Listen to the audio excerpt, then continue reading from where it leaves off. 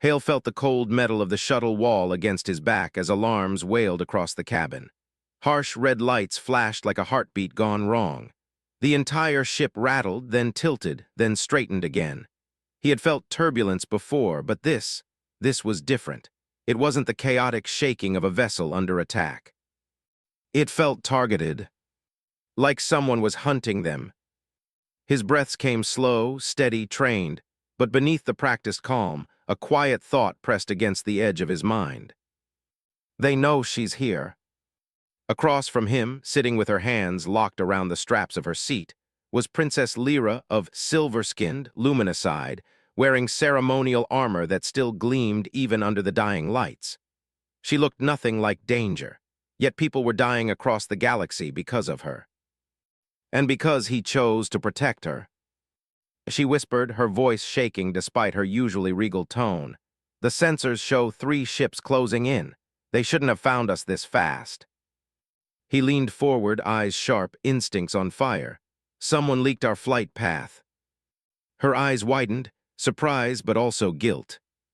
He caught it. He filed it away for later. A violent crack split the shuttle's hull. Sparks burst from the ceiling.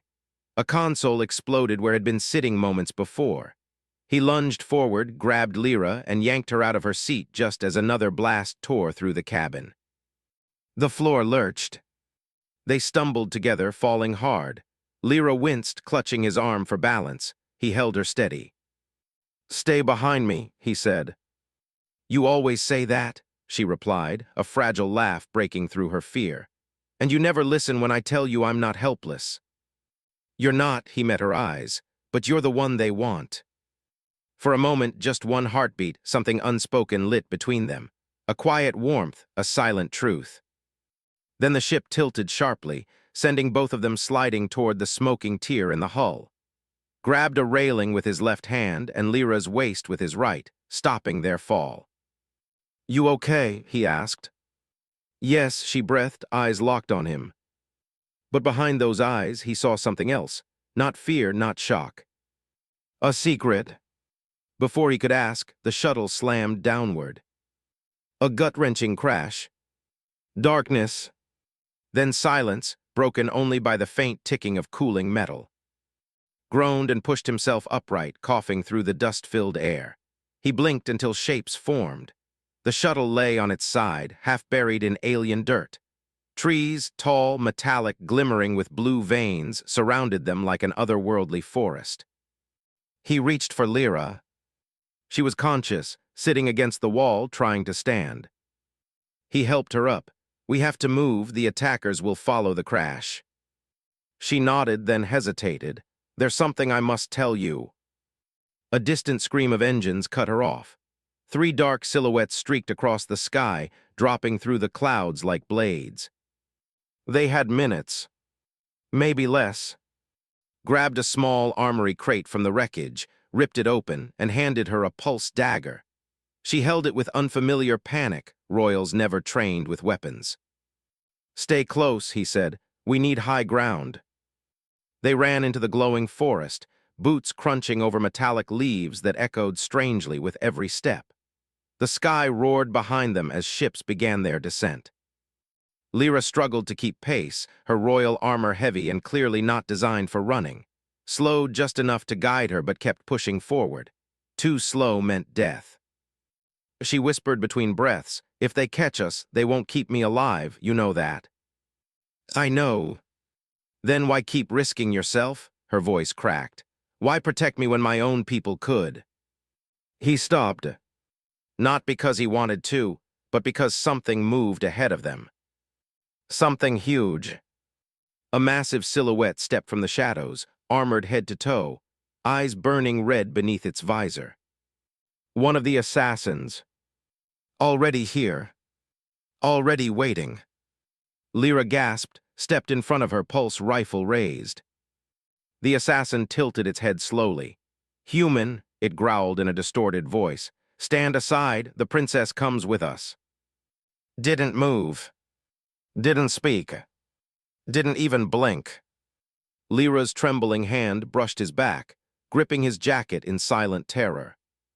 The assassin took a step forward, raised the rifle higher. But inside, one thought hammered through him, loud and merciless. Who betrayed us, and what secret is Lyra hiding? The assassin's footsteps cracked the metallic soil, each step heavy enough to tremble the glowing leaves around them. Held his rifle steady, but his heart hammered, not from fear, from calculation. He knew the enemy was faster, stronger, and bred specifically for killing royalty. But none of that mattered. Not with Lyra behind him, her hand clutching his jacket like it was the last thing keeping her grounded. "Hail," the assassin said. He froze. Lyra stiffened behind him. The creature's voice rasped like metal grinding stone. "You are known, you are expected." Didn't let the shock reach his face. If the assassin knew his name, then whoever leaked their route had access to records deeper than he'd imagined. "Say one more word," replied quietly, "and I'll put a hole in your throat." The assassin chuckled, a low mechanical rumble that vibrated in the night air. "You can die, human," it said. "The princess cannot bring her forward." Lyra stepped closer, whispering, "We can't win this fight." "That's why I'm not planning to fight." He squeezed her hand gently. "I'm planning to survive." The assassin raised its blade, shimmering with black plasma. His finger tightened on the trigger. Then he noticed something, a flicker in the assassin's visor. A reflection, movement behind them. Too late. A second assassin dropped from a tree above, landing with a thunderous crash. Lyra screamed his name.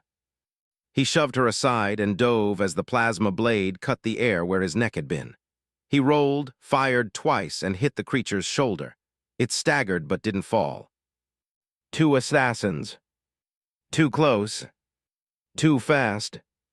They were dead if they stayed here.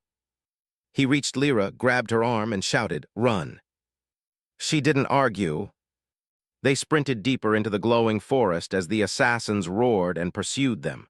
Fired behind him, forcing the creatures to zigzag, buying them seconds. Not minutes, seconds. The terrain sloped downward ahead. A ravine, narrow, steep, deadly looking. Lyra skidded to a halt. "No, that's a drop." "Jump," he yelled. "What?" He didn't let her think. He took her hand, pulled her with him, and leapt. Air tore past them. Lyra's scream echoed. Wrapped an arm around her as they fell. Then slammed into a thick web of metallic vines that caught them like a twisted net. Pain tore through his ribs, something cracked. But they were alive. Above, the assassin stopped at the ravine's edge, scanning, confused. Whispered, breathless, "Stay still, don't make noise." Lyra's trembling hand held his shirt. "Your ribs." "I'm fine, just bruised." He wasn't fine, every breath stabbed. But pain was a luxury he'd stop acknowledging until she was safe. One assassin peered over the edge, scanning, held still until his lungs burned. Then the creatures finally turned away, moving upriver to search for a way down.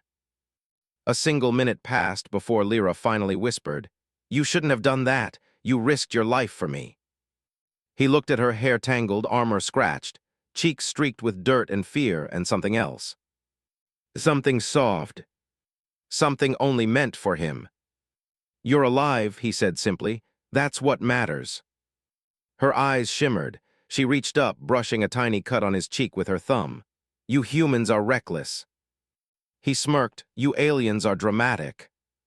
A fragile laugh escaped her, but saw the way her expression shifted afterward, from affection to guilt. She said slowly, "Before anything else happens, I have to tell you the truth." He exhaled sharply. "About what?" "About why they want me, why your name was on their orders." Her voice trembled. "I." Branches snapped above them. Instantly pushed her down and aimed. Too late. A small, spherical drone floated downward, glowing red with scanning lights. It hovered inches from their faces. Lyra gasped. Cursed under his breath. "Scout drone, they found us." Lyra slipped her hand into his, squeezing hard. "Before they kill us, you should know." He fired. The drone exploded in a burst of sparks, but the sound echoed like a beacon across the forest. His heart sank. The assassins roared in response. They were coming fast. Lyra's voice broke. "You need to hear the truth before we die." He turned to her, pulse pounding. "What truth?" She swallowed, tears forming. "It's about you," she whispered. "About what you really are." Froze, heart thundering as Lyra's words sank in. What could she mean? He had faced death more times than he cared to count, but nothing had ever made him feel so exposed, so unsure. "You what?" he asked, though his voice barely carried over the forest's alien hum. Lyra took a trembling breath, brushing a strand of silvery hair from her glowing eyes. "You're not just a soldier, you're the one they've been hunting for too. The human they warned me about." He blinked. "Wait me." Her lips quivered. "The prophecy, the one written long before your birth, it says a human will shield the princess at the cost of everything, even his own life. They've been searching, testing, and now you're here." His mind raced. A prophecy? He had never believed in legends, especially not in the middle of a battlefield that spanned galaxies. Yet as he looked at her, glowing in the pale light filtering through the metallic trees, her words felt like fire settling in his veins. "Lyra," he started, unsure how to speak. "How do you comfort someone when the universe itself seems determined to destroy both of you?" Her hand found his again, warm against the grime and blood on his palm. "I didn't tell you sooner because I couldn't. The knowledge would scared you away." "Scared me away," he whispered, his voice breaking slightly. "Do you think I'd leave you, even if the stars themselves rained down on us?" For the first time, she laughed, a sound that trembled through the forest like fragile wind over glass. "You're impossible, Hale." And maybe he was, but he didn't care. A sudden snap of branches jolted them from their fragile moment. Spun, rifle raised. Two assassins had returned, faster and deadlier than before, flanking them from both sides. Their glowing red eyes pierced the darkness. Lyra gasped, clutching his arm. He pushed her behind him. "Stay close, don't move until I tell you." The assassins advanced and felt the weight of destiny press against his shoulders. The prophecy, my life, her life, all of it. He took a deep breath and aimed for the lead assassin's chest. The rifle fired, plasma bolts slamming into the creature. Sparks and blood sprayed. The assassin stumbled, but the second one lunged. Twisted, barely blocking the blade with his arm, pain shooting through his shoulder. Lyra screamed. Instinct overrode thought. He grabbed her waist, pulling her down as he rolled through the metallic foliage. The assassin struck again, missing them by inches. His muscles screamed, but he refused to let the pain slow him. Not now, not ever. They hit the ground, dirt and metallic leaves stuck to their skin. Pushed Lyra behind a massive root, crouching low. She looked at him, wide-eyed, chest heaving. "You always do this," she whispered. "Throw yourself in front of danger, and now—" Her voice trembled. "Now I know why the prophecy said everything." He reached for her face, brushing a streak of dirt from her cheek. "Because you matter, because you're worth it." Her lips parted, eyes glistening. Before they could linger in that fragile intimacy, the assassins regrouped, circling them like predators. One advanced with mechanical precision, while the other a secondary weapon, a plasma whip that arced through the air, crackling with energy. His jaw tightened, every instinct, every ounce of training screamed at him.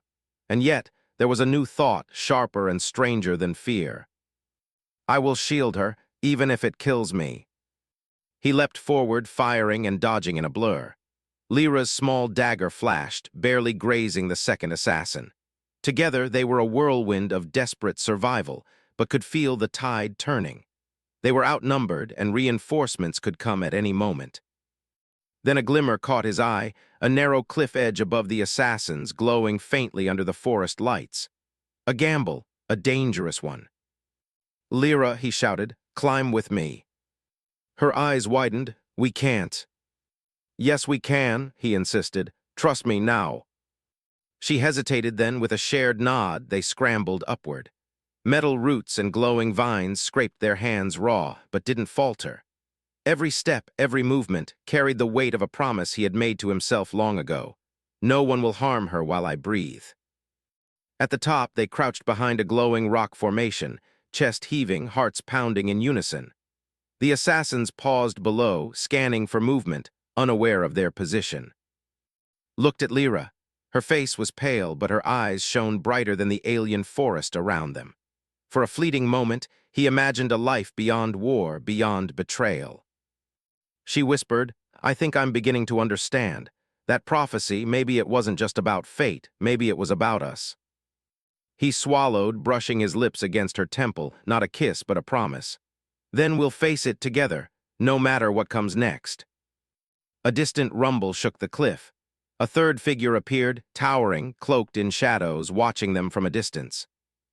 Stomach dropped, this wasn't over. Pulse spiked. The third figure on the cliff above wasn't human, not fully. Its armor shimmered like liquid silver, reflecting the glowing forest in fragmented shards. Its eyes burned violet beneath a hooded visor, studying them as if weighing their worth. Lyra's grip on his arm tightened. "Who is that?" "I don't know," he said, voice low, steady. "But I have a feeling we're about to find out." The figure moved, not like the assassins below, but with a calculated grace, as if every step had been rehearsed in slow motion. Pulled Lyra closer, shielding her instinctively. He didn't let her see the adrenaline hammering through him, the same rush that always came before a battle where survival was uncertain. Suddenly, the figure raised one hand. A beam of violet energy shot toward the assassins below, striking them with surgical precision. Screams and sparks erupted. The remaining assassins scrambled, clearly unprepared for this new player. His mind raced, an enemy of my enemies, or someone who wants both of us dead. Lyra whispered, "We should run." He shook his head, "Not yet, watch." The figure leapt down, landing on the forest floor with a silent grace that belied its size. It didn't attack immediately. Instead, it studied, then Lyra. Finally, it spoke, its voice melodic, tinged with authority. "You are the human the prophecy warned of," it said, "and you are protecting the princess." His jaw tightened. "Who are you?" "I am," the figure said, "protector of the realm, though my orders are complicated. I cannot let her die, but I also cannot allow interference from outsiders." His eyes lingered on, analyzing, calculating, felt an odd mixture of fear and admiration. Here was a being more powerful than anything he had faced, yet somehow he could sense its honor. Lyra said, stepping forward despite's hand on her shoulder, "These humans, some are worth trusting." He. Hale interrupted, tone sharp. "Yes, I've observed him. He is reckless but effective. His loyalty is absolute. I approve." Blinked, "Approve." Before he could react further, a violent roar shook the trees. The forest itself seemed to shudder as a massive shadow descended. A creature, larger than any terrestrial animal, its wings slicing through the glowing canopy, crashed into the clearing. Plasma bursts lit its scales, molten and alive. "Another one," groaned. He tightened his grip on his rifle, glancing at Lyra. "Yes," said calm despite the chaos. "And this one is different. You must shield her. You have no choice." Swallowed, every instinct screamed at him, "You cannot take this alone." Yet he couldn't step back. Lyra's safety was a weight and a fire pushing him forward. "Lyra," he shouted, "get behind me." Her hand found his again, squeezing with a quiet desperation. "I." "Not now," he barked. The moment passed in a heartbeat as the beast charged. He raised his rifle and fired. Bolts struck the creature's armor, but it barely slowed. The forest trembled with each step it took, crushing metallic leaves beneath massive claws, cursed under his breath. They were outmatched. They couldn't win in a straight fight. Moved beside him, twin blades igniting with violet energy. In a blur, leapt at the beast, striking its flank with precision. Sparks flew. The creature shrieked in fury and pain, swinging its massive tail toward. Rolled, narrowly avoiding being crushed. His rifle jammed. Of course it did. Lyra gasped. He twisted, using his body as a shield as the tail whipped toward her. Pain lanced through his shoulder as he collided with the ground. Metallic bark dug into his palms, but she was safe.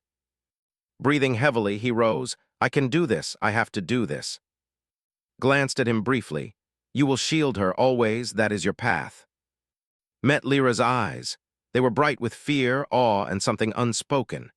He gritted his teeth, feeling the weight of destiny settle heavier than ever before. "I've got you," he whispered, voice rough. "Always." And as the beast roared, realized he would do it. He would shield her, even if it meant the end of everything he was. The forest trembled around them, and the shadow above waited, patient, calculating. His ribs screamed with every breath. His shoulder throbbed from the collision with the beast's tail, and yet he didn't falter. Lyra crouched behind him, hands trembling but ready, her pulse dagger faintly glowing. The forest around them glimmered, eerily beautiful, even as the ground shook with each massive step of the monster. It was a blur of violet light, striking with impossible precision, forcing the creature backward for just long enough. His mind raced, calculating angles, paths, anything that could give them a chance. But no plan mattered if he let the princess fall. That thought anchored him, sharper than any fear. The beast lunged. Its claws tore through metal like roots, cutting a swath toward them, shoved Lyra to the side, taking the brunt of the strike. Pain exploded across his chest, and the ground beneath him cracked. But he gritted his teeth, refusing to scream, refusing to fall. Lyra cried, horror flooding her voice. "You." "I've got you," he roared, grabbing her hand. His fingers were raw, bleeding, but she was safe. Every instinct screamed at him to protect her. Every ounce of him burned with a singular purpose. He had to survive, not for glory, not for duty, but for her. His voice cut through the chaos. "Use the high ground, there's a ridge above the creature." His eyes darted. The ridge was steep, jagged, and littered with sharp crystalline growths. A single misstep would kill them both, but it was the only chance. "Lyra, hold on," he shouted, hauling her upward with every ounce of strength. Pain lanced through his ribs again, but he ignored it. He couldn't stop, not now. They scrambled, clawing at the jagged cliff face, the creature snapping at them with molten jaws. Leapt beside them, blades flashing, blocking the beast's attacks long enough for them to gain footing. Every second felt like an eternity. Could feel sweat mixing with blood, his lungs burning. But when he looked at Lyra's face, terrified yet trusting, he found another surge of strength he didn't know he had. They reached the ridge, collapsed against the rock, chest heaving while Lyra clung to his arm. He could see the creature below, roaring in fury, the forest trembling with every step. The prophecy pressed in on him, heavy and undeniable. This was it. This was the moment fate demanded.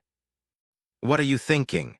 Lyra whispered, voice barely audible over the beast's roar. He looked at her, eyes fierce, burning with resolve. "I have to shield you even if it costs me everything." Her hands clutched his face, tears streaking dirt and grime. "No, you can't, you don't have to." "I do," he cut her off. "You've trusted me this far, now let me finish this, let me protect you." Glanced at him, nodding once. "Then do it. Everything depends on your courage, human." Exhaled, muscles tensing, as he vaulted from the ridge. Using his body as a shield, he placed himself between Lyra and the creature's next strike. Plasma claws ripped through the air, cutting into his armor, tearing flesh. Pain exploded, blinding, but he gritted his teeth.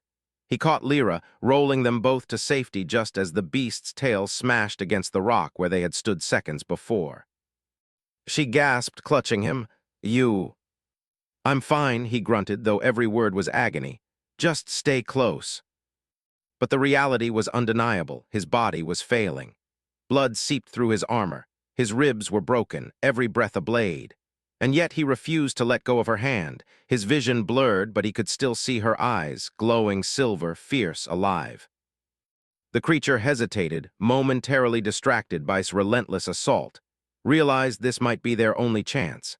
Summoning the last of his strength, he lifted his rifle, fired precise shots into the beast's vulnerable flank. Sparks flew. The beast howled in pain, staggering. He turned to Lyra, voice barely a whisper. "Run now with—" "No," she screamed, shaking him. "Go," he rasped. "I can't move fast enough." Her hands gripped his face, forehead against his. "I'm not leaving you." "I'm not leaving you either," he gasped, pain clawing through every nerve. "But you have to live for both of us." Tears streaked her face. She pressed her lips against his in a desperate, fleeting kiss, more promise than love, more fire than comfort. Felt the world tilt. The beast lunged again, shouted, rushing forward to strike. His body shielded her one last time, absorbing the blow meant for her. The impact threw him across the jagged rocks. Darkness clawed at the edges of his vision. Through the haze, he saw Lyra screaming his name. Through the pain, he felt her hand. Through the darkness, he heard his voice. And he knew the prophecy was true. He had shielded the princess. At his own cost. Lay on the jagged rocks, chest heaving, body screaming in pain. The forest was eerily quiet now. The beast had fled or collapsed, standing over it with his violet blades still glowing faintly. Sparks and smoke swirled in the air. The ground trembled faintly, and distant red lights flickered from the horizon. Lyra crawled to him, hands shaking, tears streaming down her dirt-streaked face. "Please, stay with me. Don't leave me." He managed a strained smile, though every breath was agony. "I'm still here," he whispered, voice hoarse and weak. "Just still here." She pressed her hand to his chest, feeling the rapid, shallow heartbeat. You've done it. You saved me again like always, you promised." "I promised," he rasped, swallowing blood, pain shooting through his ribs. "I always." Her tears fell freely, burning through the grime. She brushed his silver hair from his face, staring into his hazel eyes like he was the only constant in a universe gone mad. "Hale, you're impossible," she whispered, her voice trembling between grief and awe. "You're impossible." He managed a weak laugh. "Told you humans," he coughed violently, blood speckling the rocks, "are reckless." Approached slowly, his presence both intimidating and oddly comforting. "He has fulfilled his role," said, voice steady. "The prophecy, it is complete, but he cannot recover here." Lyra's gaze snapped toward him. "What do you mean? He can't survive like this. He can't die." His violet eyes softened slightly. "He may survive, but only with immediate aid. There is a healer nearby, though reaching them will be dangerous. Only you or he, if he can rise, can move forward." Lyra shook her head, gripping his bloodied hand. "No, he's already carried me through hell. He's done enough. Enough," rasped, struggling to push himself upright. "Lyra, I'm not done, not while you're here." Her face softened, fear and love tangled into one expression. You always say that, and yet every time I wonder if I'll lose you." Reached up, brushing her tears with his thumb. "You won't. I can't let that happen, not now, not ever." Slowly, painfully, he forced himself into a sitting position, supporting him from behind. Each movement was agony. Each breath stabbed through his body, but he could still see her, could still feel her hand in his. That alone gave him strength. The forest around them seemed to pause. The glowing trees reflected the blood and tears alike, painting the scene in surreal, almost reverent colors. Lyra leaned into him, arms around his neck. "Promise me," she whispered. "Promise me you'll stay for me, not because of prophecy, but because you want to." He coughed, blood on his lips, but his eyes burned with fierce determination. "I promise, always for you." Spoke quietly. "The healer waits at the edge of the veiled canyon. It is a dangerous path, but he may survive if he reaches it." Lyra glanced at whose chest rose and fell painfully. "We'll make it," she said firmly. "I won't let anything happen to you, not after this, not ever." Gave a faint, pained smile. You always." She pressed her lips to his forehead in a tender, desperate kiss. "And you always fight for me. That's why I love you, Hale, not as a princess, but as the man who risked everything to shield me." The words settled over him like warmth in the cold shadow of pain. His fingers tightened around hers. "Then let's survive together." Gestured, and they began the slow, agonizing climb toward the veiled canyon, Lyra supporting most of his weight. Every step was a test of endurance, every movement a silent prayer. But through the pain, fear, and exhaustion, the bond between them grew, tangled, fragile, yet unbreakable. The prophecy had demanded sacrifice and had given it without hesitation. Yet, as he leaned against Lyra's strength, he realized that the true power wasn't in destiny or legend. It was in choice, in courage, in love. And he would fight, not for fate, not for prophecy, but for her. Above them, the alien sky shimmered with streaks of violet and gold, as if the universe itself watched their struggle, waiting to see if a human could indeed defy death and protect the one he loved at all costs. The veiled canyon stretched before them like a jagged scar across the glowing forest. Every step was agony for, every breath a battle against the pain tearing through his body. Lyra's hands were firm around his waist, supporting him, her own strength fueling his. Walked ahead, alert, blades ready, cutting a path through the alien terrain. His vision blurred, but he could see Lyra, her silver eyes shining with determination, her grip unwavering. He realized, even in this moment of near death, that no prophecy, no legend, no creature could sever the bond they had forged. "You're still alive," Lyra whispered, voice trembling. "I thought I might lose you." Managed a weak grin. "You can't get rid of me that easily." Blood streaked his face, sweat mixed with tears, yet his voice carried defiance and warmth. The healer's dwelling came into view, a crystalline structure carved into the canyon wall, glowing faintly with healing energy. It shimmered like liquid light, a sanctuary amidst the chaos. Stepped forward, pressing a hand against the energy field. "The path is clear. Hurry." And Lyra climbed the final stretch. Each movement sent jabs of pain through his ribs, but he refused to collapse. He refused to let Lyra see him give up.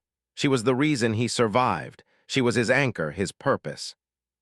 Inside the healer's chamber, a figure waited, hands glowing with soft golden light. The moment collapsed against the floor, Lyra knelt beside him, cradling his face. "You're going to be okay," she whispered. "You have to be." His vision flickered, but he reached for her hand. "I promised, did I?" he rasped. "I'd shield you always." "You did," she replied, tears flowing freely. "You did it, and now it's your turn to let someone save you." The healer's hands hovered over his body, channels of golden energy flowing into him. Pain, shock, exhaustion, they all melted away, replaced by warmth. He felt himself pulled back from the edge of death, every shattered rib knitting, every cut sealing. Yet it wasn't instant. He groaned, clinging to consciousness as Lyra whispered encouragements into his ear. Stood guard, eyes scanning the chamber, yet there was a softness in his gaze, a rare acknowledgement of human courage. "You have chosen well," he said to Lyra, "and he has proven himself beyond measure." Coughed, weak but smiling. "Well, that's me," he whispered. "Reckless, stubborn, impossible."